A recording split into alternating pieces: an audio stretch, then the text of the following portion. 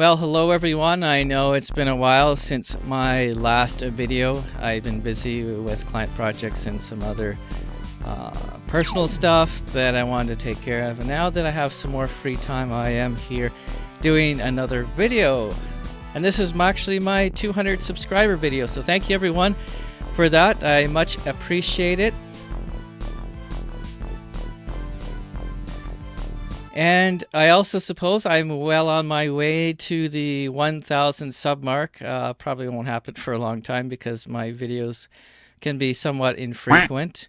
But our YouTube has made some changes, or going to be making some changes in select countries regarding the requirements for YouTube partnerships. So from what I understand, they will be reducing it to 500 subscribers, and also reducing the watch hours, I think, down from 4,000 per year to 3,000 years. So what may happen in the future is you may see more shorts from me in the future rather than long format videos, although I think the long format videos are better in my opinion because I get to actually dive into different things and show you what I've been working on and some of the more interesting projects. So yeah, this is going to be a short update as well about the Rodecaster Pro 2. Now I am actually still using it as my main mixer sort of device to record podcasts, but also to bring in clients and record feed drops and whatnot. It hasn't been without issue, however. I still have the semi-assembled, mostly assembled Rodecaster Pro 2 that I had tore down. It has been sitting on my shelf for a number of months. I haven't had much of a chance to do anything with it, but it is there, and maybe in the future I can do a firmware update on it without connecting it to the internet. Because if I connect it to the internet, I have a feeling it's going to brick it, because that's what the support personnel had said in the past, because they struck off the serial number as a supported unit. So I'll have to try to be creative and see if there's a way to update the firmware without connecting it to the internet. As for the SmartPad issue, so I'm on my 4th unit at the moment. It still has SmartPad issues, but much less frequently. It is also an earlier serial numbered version, so I don't know if that makes a difference. This particular one, actually, I had a different power adapter that came with it than the others as well. So 2 that came with the US adapter, and 2 that were the Canadian adapter, virtually the same. I don't know what the real difference is, but there are some slight differences in the way it looks. Very, very minor.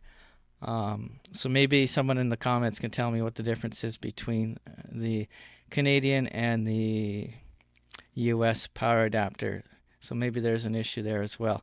What I do with this Rodecaster actually to resolve the pad issue is I just press down on the 4 corners of the pad in question a little bit harder than normal, and then I slide the pad slightly back and forth, and that seems to resolve the issue with the pad for at least a few weeks. And now I haven't had it happen now for probably at least 6 weeks now, so it's possible one of the latest firmware updates made it less sensitive.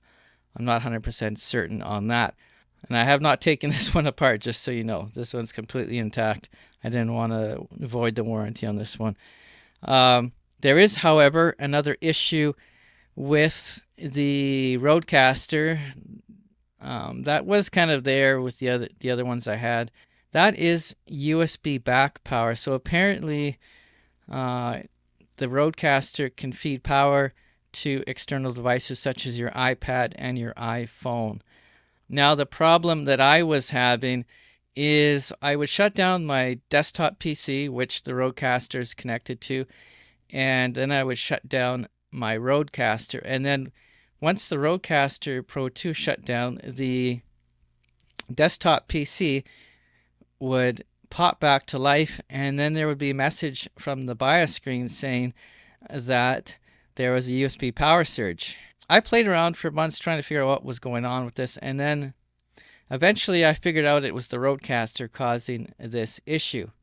So once I figured out that it was the Rodecaster causing this issue, I decided to experiment a bit by disconnecting things, reconnecting things, seeing if it was a different USB port or a different hub.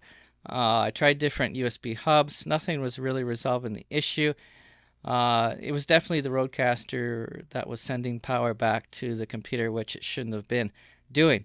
So my solution after some trial and error was to stick a USB 2.0 hub in between the Rodecaster and the USB port on my computer, a powered USB hub, and then leave the power adapter for the USB hub disconnected.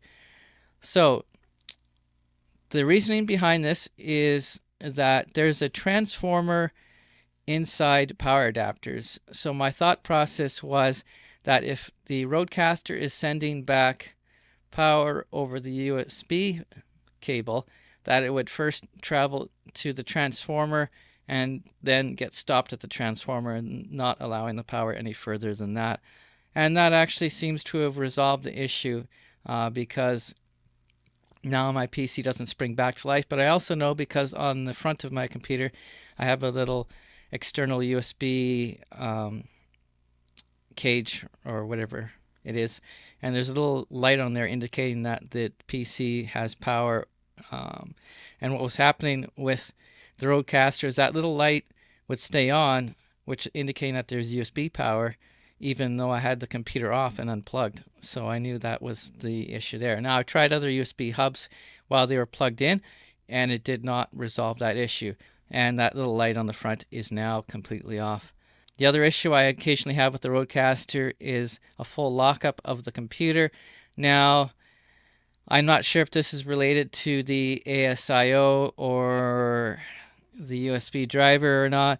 I seem to have narrowed down that issue to Chrome when it's on certain websites when it's playing back video and audio at the same time. Once that happens, it seems to trigger a slow crash, and then eventually the computer has 100% CPU and it fills up the memory or something. So I don't know if it's a memory leak or what's going on, but the only option at that point when that happens is to physically power off the computer and the Rodecaster and start over from the beginning. So I'm not too happy about that. They did release another ASIO driver recently. I don't know if that was fixed the issue or not. Interestingly enough, as well, Rode had released their own teardown video of the Rodecaster Pro 2, which you can check out on their YouTube channel. I think it may have been in response to my video, or maybe some other teardown video that's on YouTube, or I don't know, TikTok or something. And I'm not even sure why they ended up tearing it down to begin with. I mean, they don't want people to invalidate their warranty, but at the same time, why couldn't they just say that? Why did they have to tear it down? I mean, I don't know. Seems like a marketing thing more than addressing all the issues that people are having with the Rodecaster Pro 2. In retrospect, I think I probably should have purchased the Rodecaster Pro 1. The only reason I purchased the 2 was because of the additional MIDI functionality and the ability to do a little more routing with it. So I am keeping it for now. If it has any other major issues, I think that'll be the straw that broke the camel's back at that point. I'm also a member of the Rodecaster Pro 2 Facebook group, or actually it's not called the Rodecaster Pro 2 Facebook group. It's called the Rodecaster Pro user group on Facebook. Lots of people are expressing their frustration with the Rodecaster Pro 2 there, a lot less than number 1.